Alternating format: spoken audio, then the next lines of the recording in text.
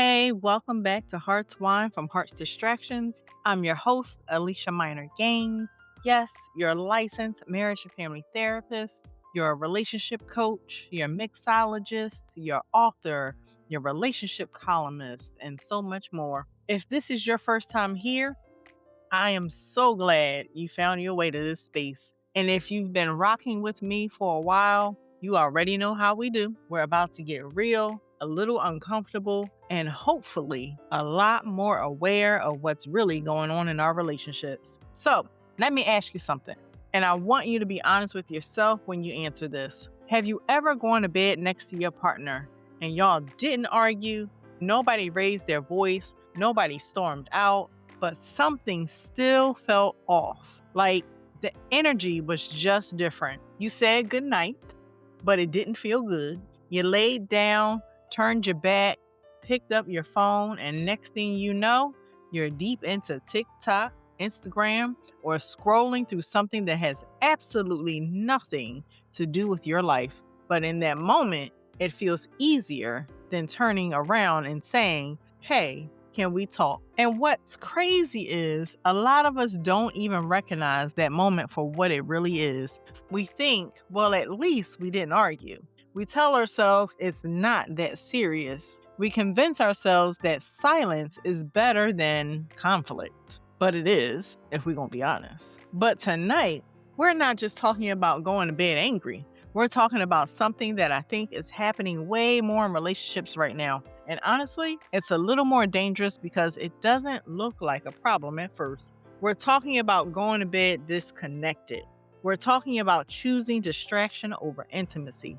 We're talking about how social media, TikTok, Instagram, all of it, has quietly become the place we run to when we don't want to deal with what's happening right next to us. And listen, no judgment here, because I've been there too. That moment where you feel something, instead of addressing it, you scroll through it, you laugh through it, you distract yourself out of feeling it, you find a quote or meme that speaks to your soul, or should I say, situation you may be avoiding. But the truth is, every time we do that, we're creating a little more distance between us and the person we say we love. So tonight, I really want us to sit in this question together. What's worse, going to bed angry or going to bed on TikTok? Because one is loud, it's uncomfortable, it's obvious. But the other one, it's quiet, it's subtle, it builds over time. And before you even realize what's happening, you're in a relationship where you both don't fight, but you also don't connect. And that right there, that's what we're unpacking today. So go ahead, get comfortable, grab your glass of wine, fruit juice, smoothie, tea, water, whatever it is you're having, and let's talk about it. Now, let's sit with something most of us have heard over our entire lives. You know, never go to bed angry. And I'm sure for some of you listening, that phrase has been ingrained in you over and over again. Maybe you watched your parents live by it. Maybe someone older and wiser told you that that's the key to a lasting marriage. Maybe you've even tried to force yourself to follow that rule in your own relationship. Because on the surface, it sounds right, doesn't it? Handle it, fix it, don't let things linger, don't let resentment build. And listen, the intention behind that advice is not wrong. It comes from a place of wanting couples to stay connected, to not let small issues turn into big ones, to not carry negativity into the next day. But here's the part we don't talk about enough. Just because something sounds healthy doesn't mean it always works in a real emotional human moment. I said it. Because let's be honest, some arguments don't happen at 2 o'clock in the afternoon when everybody's well rested, emotionally available, and thinking clearly. No, arguments happen when you're tired. They happen after a long day. They happen when patience is low, emotions are high, and your mental capacity to communicate effectively is basically non-existent. And in those moments, forcing a resolution just so you can say, well, we didn't go to bed angry, can actually do more harm than good. Because now you're not resolving the issue, you're rushing it. You're saying things just to end the conversation, not because you actually feel heard or understood. You're apologizing just to create peace, not because there's real accountability or clarity. And what ends up happening is the conversation closes, but the feelings don't. The issue gets buried, not resolved. And that buried emotion, it doesn't disappear. It shows up later in your tone, in your distance, in your lack of patience, and the way you start to withdraw just a little bit more each time. There's actually research in marriage and family therapy that speaks directly to this. Experts like John Gottman talk about something called emotional flooding. And that's when your body is so overwhelmed during conflict that you literally cannot process, listen, or respond in a healthy way. Your heart rate increases, your stress levels spike, and your brain shifts into defense mode. So in that state, you're not trying to understand your partner, you're trying to protect yourself. You're reacting, not relating. And if you force yourself to fix it in that moment, you're not actually building connection. You're creating a temporary ceasefire. So sometimes going to bed angry isn't the problem. Sometimes it's actually the pause you need. The space to breathe, the opportunity to come back to the conversation when you're calmer, clearer, and more capable of actually hearing each other. But here's where it gets tricky. Because while taking space can be healthy, avoiding the conversation altogether, that's where things start to shift into something much more damaging. And that's what we're about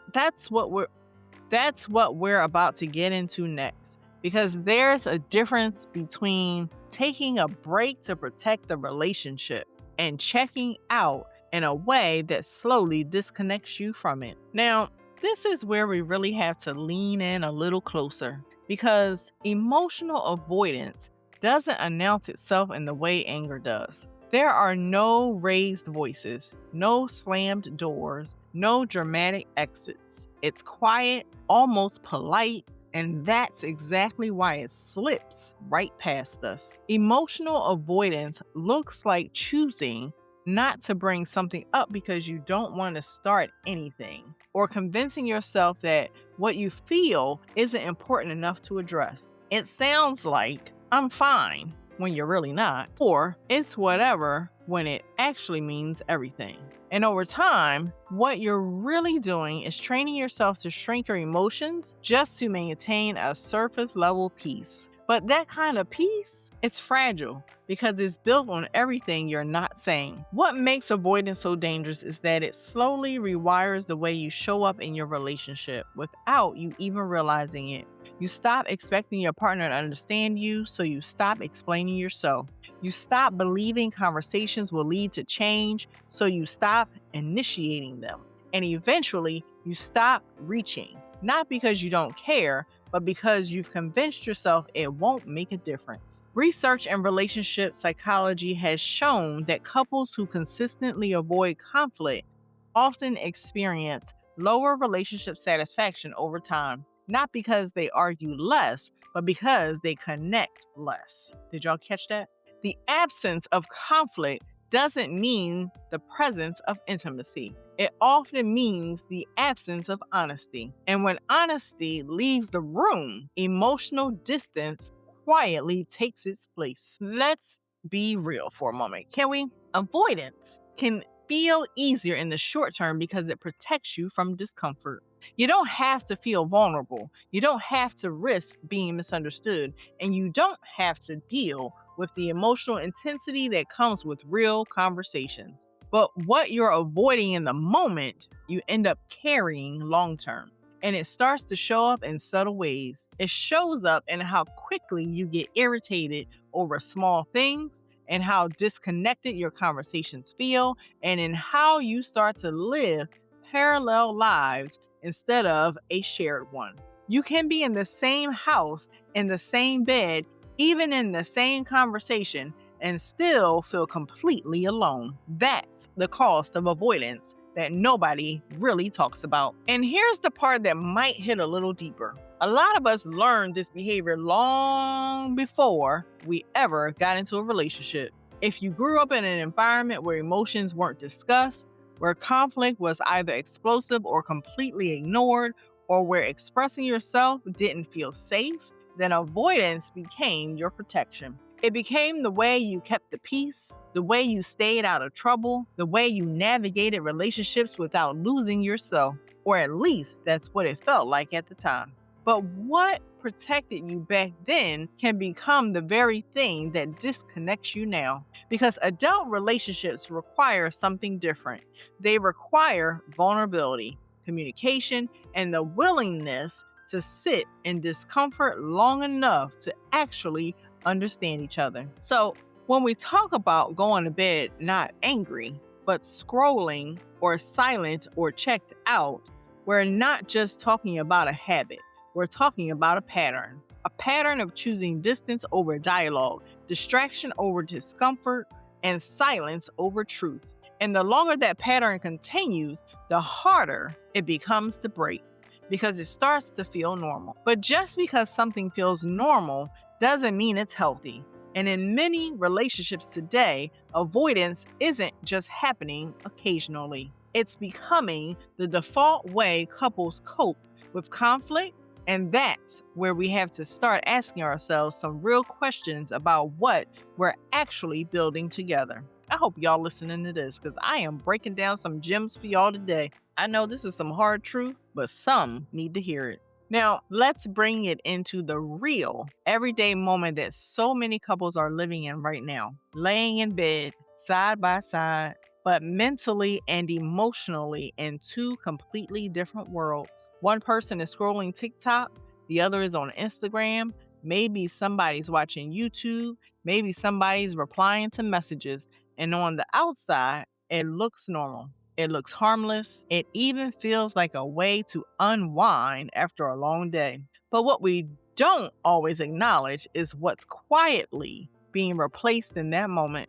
Because that used to be the space where couples talked, where they checked in, where they laughed, where they processed their day, where intimacy, emotional and sometimes physical, naturally grew. And now that space is being filled with content, distractions, and everybody else's life but your own. And let's be honest, social media is designed to pull you in. It gives you quick hits of dopamine. It entertains you, it distracts you, and for a moment, it makes you forget whatever tension or discomfort you might be feeling. So, if you just had a disagreement with your partner, or something feels off, or you don't feel like having a deep conversation, scrolling becomes the perfect escape.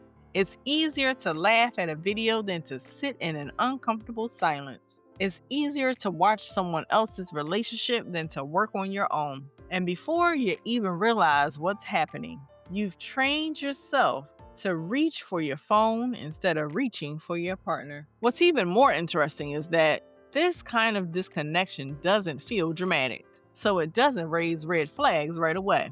There's no big argument to point to, no major issue to call out, just a slow drift. Night after night, the conversations get shorter, the check-ins become less frequent, and the emotional closeness starts to fade. You're still together, still functioning, still doing life, but something deeper is missing. And because there's no explosion, no obvious breakdown, it's easy to ignore. But disconnection doesn't always show up as chaos. Sometimes it shows up as quiet distance that just keeps growing. There's also something else happening here that we don't talk about enough, and that's comparison. When you're constantly consuming content, people showing their perfect relationships, their funny moments, their romantic gestures, y'all know what I'm talking about, it starts to shape how you view your own relationship.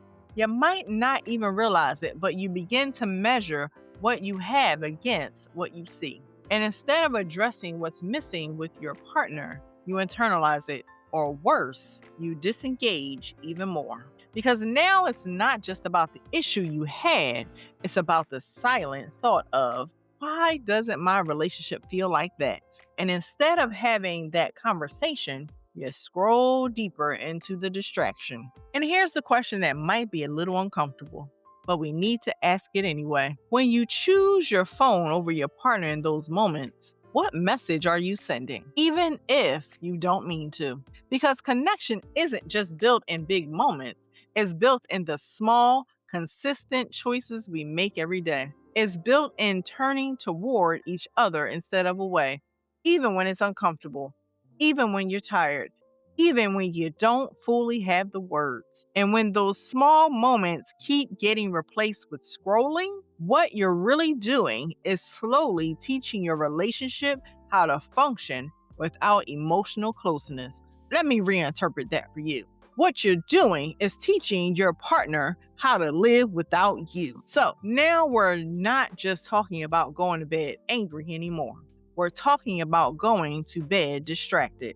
And distraction might feel easier in the moment, but over time, it creates a kind of damage, one that doesn't explode, but slowly erodes the connection you thought was solid. Let me paint a picture for you. Because sometimes it's easier to see ourselves when we see someone else first. There was this couple. I'm going to call them Maya and Jordan. And from the outside, they looked like they had it together. No loud arguments, no dramatic fights, no constant tension. If anything, people would say they're so chill or they never argue. And for a while, they wore that like a badge of honor, like they had figured out some secret to keeping the peace. But what nobody saw was what was happening behind closed doors, especially at night. Because nighttime was when everything they didn't say started to show up. It started small, like it usually does. A comment that didn't sit right. A feeling that got brushed off. A moment where one of them wanted to talk, but the other one said, "Not tonight." And instead of pushing it, they both learned to let things go. Or at least that's what they told themselves. But letting it go slowly turned into not bringing it up at all. And over time, their nights became quieter, not peaceful quiet, but disconnected quiet. They'd get into bed, say a few words about their day, and then both reached for their phones.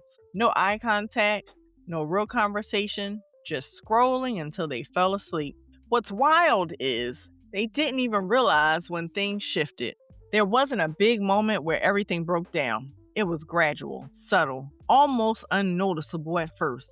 But the connection they once had, the little jokes, the deep conversations, the feeling of being emotionally safe with each other, started to fade.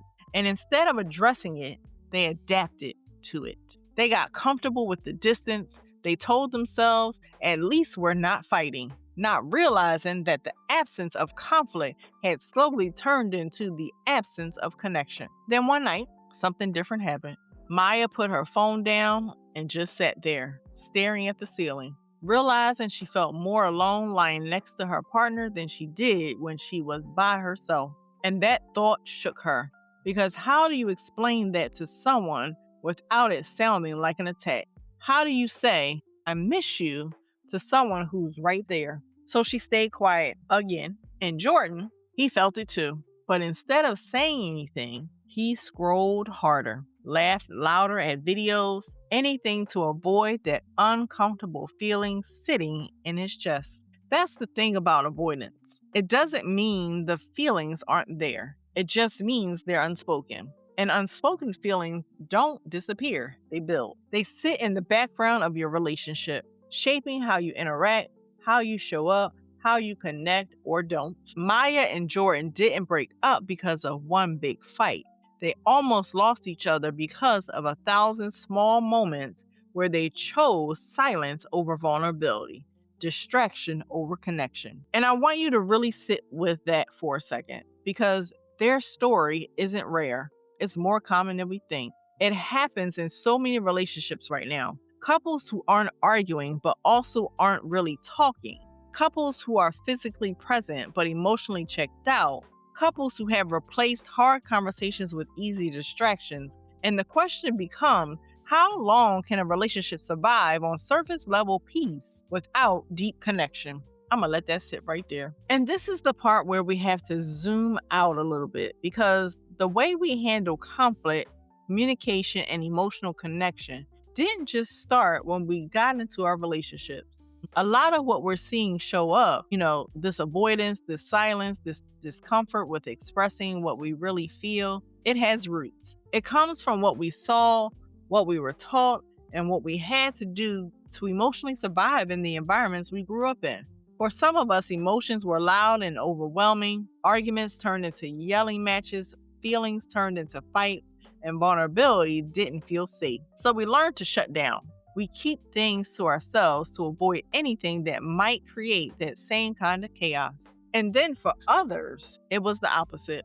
Maybe you grew up in a home where emotions just weren't talked about at all. There was no yelling, but there was no real communication either. Things got swept under the rug, issues went unaddressed, and the message you received, whether it was spoken or not, was that feelings should be managed quietly and privately. So now, as an adult, when something comes up in your relationship, your instinct isn't to lean in and talk about it. It's to internalize it, to minimize it, or to wait for it to pass on its own. And when both partners are operating from the same place, you end up with a relationship full of unspoken emotions and unanswered questions. What's important to understand is that these patterns don't make you wrong. They make you conditioned. You learned what you saw and you adapted in ways that made sense at the time. But what protected you in one environment can create disconnection in another. Because healthy adult relationships require something different. They require emotional presence, openness, and the willingness to say, hey, this bothered me. Even when your voice shakes a little, they require you to unlearn the idea that keeping the peace is more important than telling the truth. There's also a cultural layer to this that we can't ignore. In some communities, expressing emotions, especially certain emotions, has been discouraged or even stigmatized. Vulnerability can be seen as weakness, and strength is often justified by how much you can say without saying it. So when you bring that into your relationship, it can feel unnatural, even uncomfortable, to open up in the ways that intimacy actually requires. And instead of having those conversations, it feels easier to distract yourself, to scroll, to disengage just enough to avoid the discomfort without fully addressing it. But here's the shift that has to happen: awareness. Because once you recognize that your avoidance isn't just about your partner, but about patterns you've carried with you, you get the opportunity to choose differently. You get to decide whether you're going to keep repeating what you learned or start creating something healthier, something more connected, something more honest. And that doesn't mean it's going to feel natural right away, because it probably won't. But growth rarely feels comfortable in the beginning. So when you find yourself reaching for your phone instead of reaching for your partner, I want you to pause and ask yourself, is this about right now, or is this something I've been doing for a long time? Because the answer to that question can change everything about how you show up moving forward. All right, let's step into the part of the conversation that might make some a little uncomfortable, because we're about to challenge something that a lot of folks believe is true. We've been taught to fear arguments, to see anger as the biggest threat to a relationship, to believe that if we're fighting, something must be wrong. But what if I told you that anger, when it's expressed in a healthy way, is the enemy? What if the real danger isn't the argument itself, but what happens when the argument never happens at all? Because at least with anger, there's energy, there's engagement, there's something being expressed that can actually be worked through. Let's think about it. When couples argue, it usually means that something matters. It means someone cares enough to speak up, to say, hey, this hurt me, or this doesn't feel right. Now, of course, how that anger is expressed matters, because disrespect, name calling, or emotional harm is never healthy. But the presence of conflict itself, that's not necessarily a bad thing. In fact, research from the experts like John Gottman suggests that it's not the presence of conflict that predicts relationship failure. It's how couples handle it. Couples who learn how to navigate disagreements with respect, accountability, and emotional awareness often build stronger, more resilient connections over time. And trust me, I know this to be true because in my marriage, me and my other half definitely have shifted to this concept, this way of thinking. And I want you to know now to compare that to avoidance, where nothing gets addressed, nothing gets resolved, and nothing really gets expressed. On the surface, it looks like peace. It looks like we don't fight, we're good.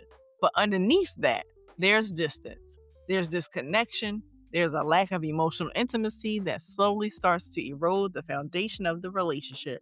Because if we're not talking about what hurts us, what we need, what we're struggling with, then what are we really connecting on? Just routines, responsibilities, surface level conversation? That's not the kind of connection that sustains a relationship long term. So, here's the controversial question. Is it actually better to argue than to stay silent? And I know that might feel backwards, especially if you've always associated arguments with negativity. But a healthy argument, one where both people are willing to listen, reflect, and take accountability, can actually bring you closer. It can create clarity, deepen understanding, and strengthen trust. Silence, on the other hand, can create assumptions, emotional distance, and a growing sense of loneliness within your relationship. And let's take it one step further, shall we? Because this is where it might really hit. When we constantly choose distraction, scrolling, engaging with social media, investing emotional energy into everything except our partner, are we unintentionally creating a form of emotional disconnection that feels similar to betrayal? Now, I'm not saying scrolling is cheating. Let's be clear.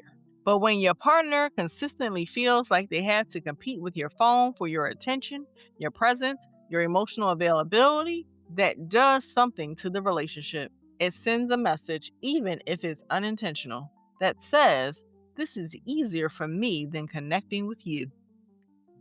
Ooh, that sounded real hurtful, didn't it? And over time, those small choices add up to feel more hurtful because relationships aren't built or broken in one moment.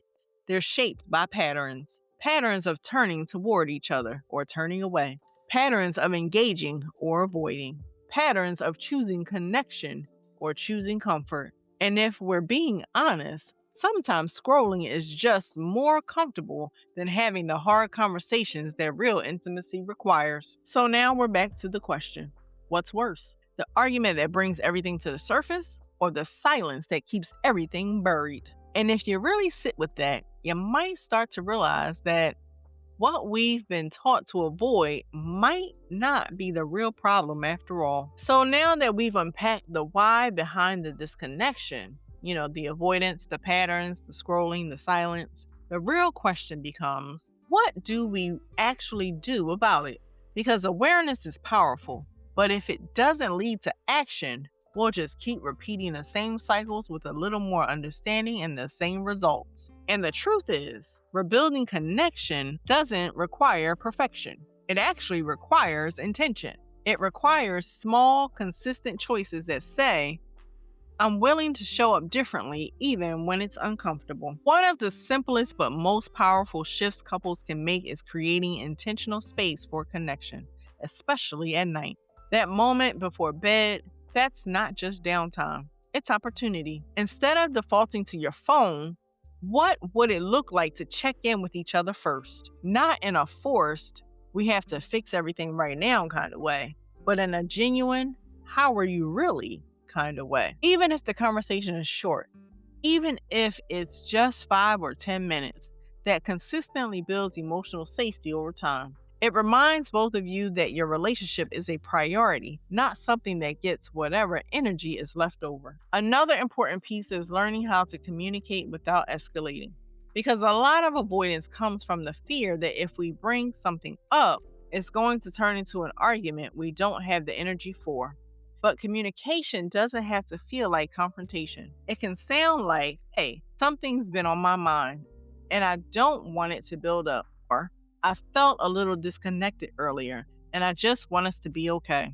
That kind of approach invites conversation instead of triggering defensiveness. It creates a space where both people can be heard without feeling attacked. It's also important to normalize taking breaks, but with intention. If you're too tired, too overwhelmed, or too emotionally flooded to have a productive conversation, it's okay to pause. But the key is making sure that pause doesn't turn into avoidance. That means saying something like, I want to talk about this, but I don't think I'm in the right space right now. Can we come back to it in a half an hour or maybe even tomorrow? That way, you're not dismissing the issue, you're postponing it with purpose. And that follow up, that's what builds trust because it shows that the conversation matters enough to return to it. And let's talk about the phone for a second because we can't ignore it.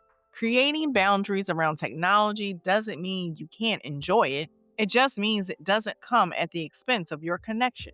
Maybe that looks like phones for the first 10 minutes in bed rule, or putting your devices down at a certain time so you can actually engage with one another. These aren't restrictions, they're choices. Choices that say, I'm not going to let distraction take the place of intimacy. Rebuilding connection also means being willing to be a little vulnerable, even when it feels awkward. Saying, I miss you, or I feel like we haven't been as close lately, can feel uncomfortable, especially if you're not used to expressing yourself that way. But those are the moments that open the door to deeper connection because vulnerability invites vulnerability. And when both partners feel safe enough to show up honestly, that's where real intimacy begins to grow again. And here's the thing, none of this is about being perfect.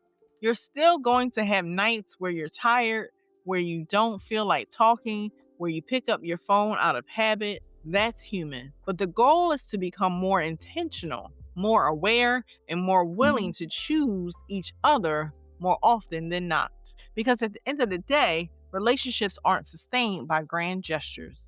They're sustained by the small, everyday decisions to stay connected, even when it would be easier not to. And when both people are willing to do that, that's when things start to shift. Not overnight, not instantly, but gradually, in a way that feels real, grounded, and lasting. As we start to bring this conversation in, I want you to take a moment and really sit with everything we've talked about, not just from a place of that was interesting, but from a place of honesty. Because this isn't just about what couples are doing wrong, it's about what we've normalized without even realizing it. We've normalized silence. We've normalized distraction. We've normalized being physically present but emotionally unavailable. And the truth is, a relationship can survive a lot of things, but it struggles to survive consistent disconnection. Because connection isn't just about love, it's about presence. It's about choosing each other, hearing each other, and feeling each other, even when it's inconvenient, even when it's uncomfortable, even when it would be easier to just scroll and avoid. And if we're being real, because y'all know I like to be real, a lot of us don't struggle with loving our partner. We struggle with consistently showing up for them in the ways that keep that love alive. We assume they know. We assume things will work themselves out. We assume we'll get back to it. But connection doesn't maintain itself. It requires intention and action. So if there's anything I want you to take from this episode, it's this. Pay attention to the small moments, the quiet ones, the ones that don't feel like a big deal. Because those are the moments where your relationship is either being strengthened or slowly slipping into disconnection. It's not always the arguments that create distance. It's the lack of repair, the lack of conversation, the lack of choosing each other when it matters most. And before we close, I want to leave you with something that just kind of captures the heart of this whole conversation. I'm going to give you a little poem. We didn't break from shouting. There were no slammed doors, no echoes of rage, just quiet nights filled with glowing screens and words we never turned into language. We chose silence dressed up as peace, avoidance disguised as we're okay. But distance doesn't always feel like absence. Sometimes it feels like laying inches away. I missed you in moments we didn't speak, in the space where connection used to be. And I wonder, if we had just turned toward each other, would we still feel like we? And that right there, that's the question, people. So, If this episode made you think, reflect, or even recognize a pattern in your own relationship, I want you to do one thing differently tonight.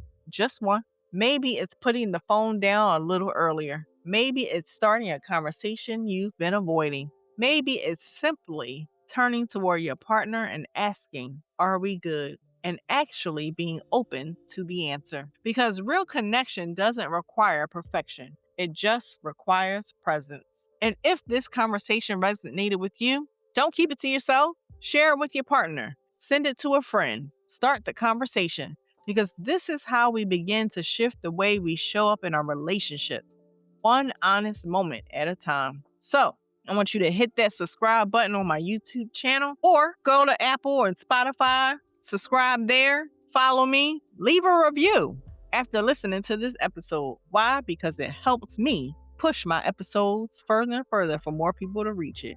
I also want you to go to my website, www.aliciasdistractions.com. Purchase my poetry book if you haven't, which is called Distractions of the Heart, which is available on Amazon. And of course, follow me on social media. Although, yes, I just told y'all to kind of slow down social media to connect with your partner. But y'all can connect together with my episode on Instagram, TikTok, and Facebook. And as always, we're not here for perfect love. We're here for real love, messy love, growing love. And until next time, protect your peace, but don't confuse it with avoidance. And don't let distraction replace the connection you've been praying for. Cheers.